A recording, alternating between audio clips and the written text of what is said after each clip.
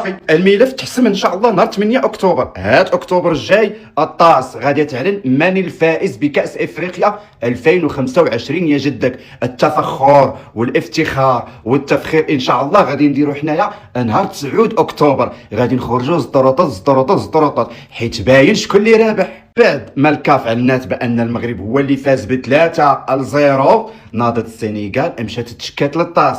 الطاس شدت جميع الادله اللي عندها وراها مازال في المحكمه. ولينا بحال ديك المره اللي لابسه المنمر من محكمه لمحكمه. ما علينا، السنغال باقا متشبته، قالت لك لا احنا اللي ربحنا الكاس. المهم القجع ديالنا دار لهم التقجع بجميع الدلائل، شد الكاميرات وشد هادي وهادي عندنا الحجج وعندنا البراهين. ان شاء الله بحول الله رابحين. ضروري تركت الفيسيخ وتركت الكراغيله. قال لك حقه ما حقه تيصوتوا في واحد لاباج كاينه في الانستغرام هادي، هي هادي دخلوا صوتوا في هاد لاباج. قال لك كلهم داخلين دايرين ضد المغرب ودايرين السنغال هي اللي رابحه.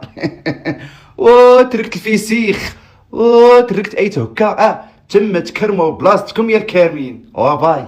بدء العد التنازلي باقي غير 76 يوم.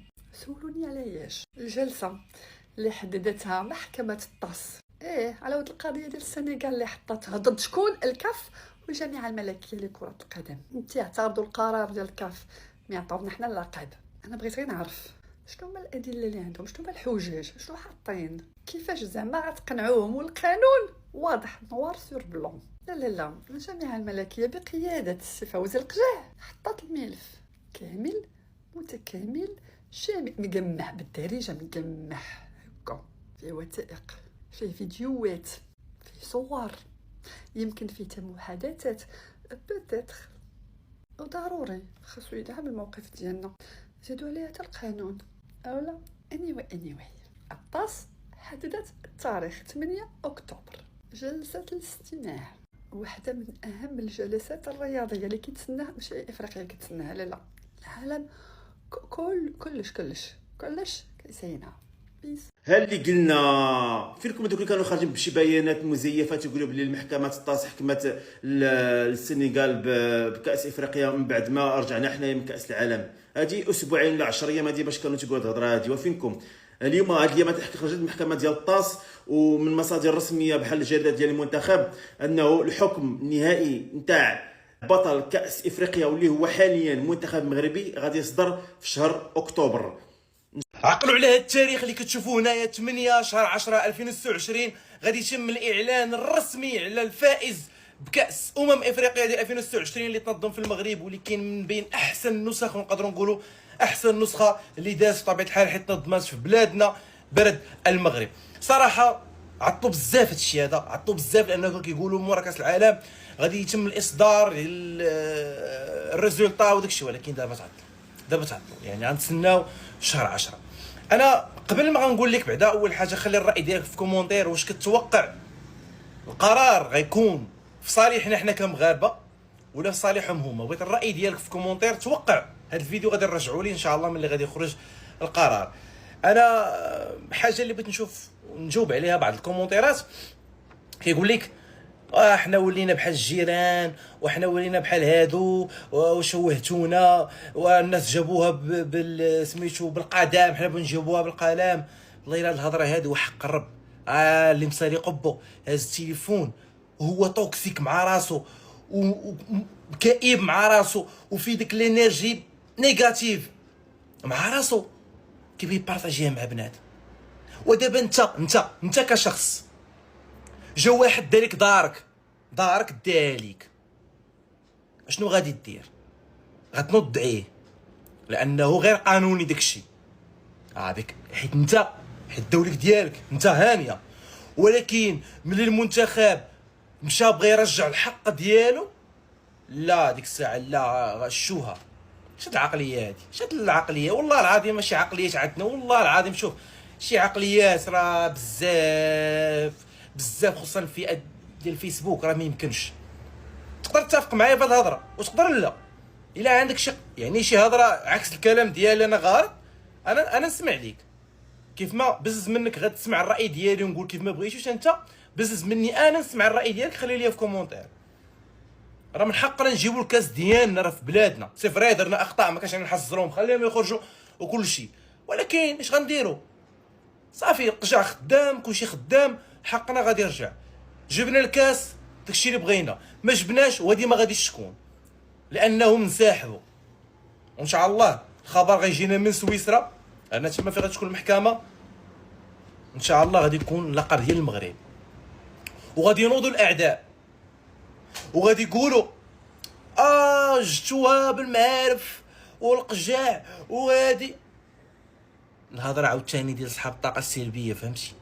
حنا بغينا اللقب ديالنا يجي مرحبا، ديك الساعه يقولوا اللي بغا يقولوا، غوتوا نبحوا ديروا اللي بغيتوا، ياك اللقب يجينا حنايا صافي. حنا بغينا المعارف صافي. مزيانه ارتحيتوا؟ يلا ما تنساش نتلاقاو ان شاء الله في الفيديو الجاي. فولوينا اللي بغيتي تتبع بزاف ديال الفيديوهات كنلوحوهم على كره القدم، دير ابوني، كتب فيسبوك ولا كتب تيك توك، ها هي هنايا، ولا ما عرفت هنايا فيسبوك، ها هي هنايا، ولايك الفيديو، خلي الراي ديالك مهم، غادي نقرا التعاليق ديالكم. يلا مع السلامه. اخيرا الطاس غادي تفرقع هذا الرمانه هذه ديال النهائي ديال كاس افريقيا المغرب السنغال، وشكون اللي غادي ياخذ كاس افريقيا، حيت لحد الان مازال ما بانش شكون اللي غادي ياخذو. واخا يبقاو يقول لكم، حيت خرجوا اخبار كيقول لك لا راه حكا، راه داتو السنغال، راه حكمات الطاس، مازال ما حكماتش الطاس. الطاس غادي تحكم ان شاء الله في 8 اكتوبر، غادي يديروا لجنه استماع ومحاكمه وغادي يعطيو الحكم النهائي. هادشي هذا اللي كنهضروا عليه راه باقي ليه واحد 3 شهور، واخا تسمعوا كلشي كيهضر عليه دابا من هنا لواحد 3 شهور غادي تحكم الطاس في هاد القضيه هادي حكم نهائي. مازال ما عرفناش شنو داير، كلشي كيقول لك، اللي كيقول لك راه الملف ديال المغرب ملف قوي، اللي كيقول لك يقدر تكون شي حاجه عاوتاني في الجانب السنغالي.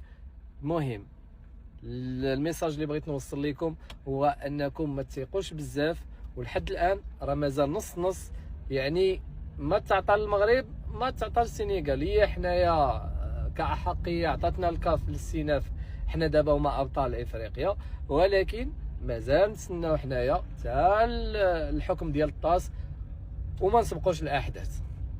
واخيرا الطاس كتقول شكون اللي غادي يحكم في القضيه ديال المغرب وديال السنغال في كاس افريقيا الفينال ديالو. ولكن قبل ما نبداو ما تنساوش البارطاج، الا عندكم شي حاجه خليوها لنا في لي كومونتير واجي نعاود لكم شنو واقع.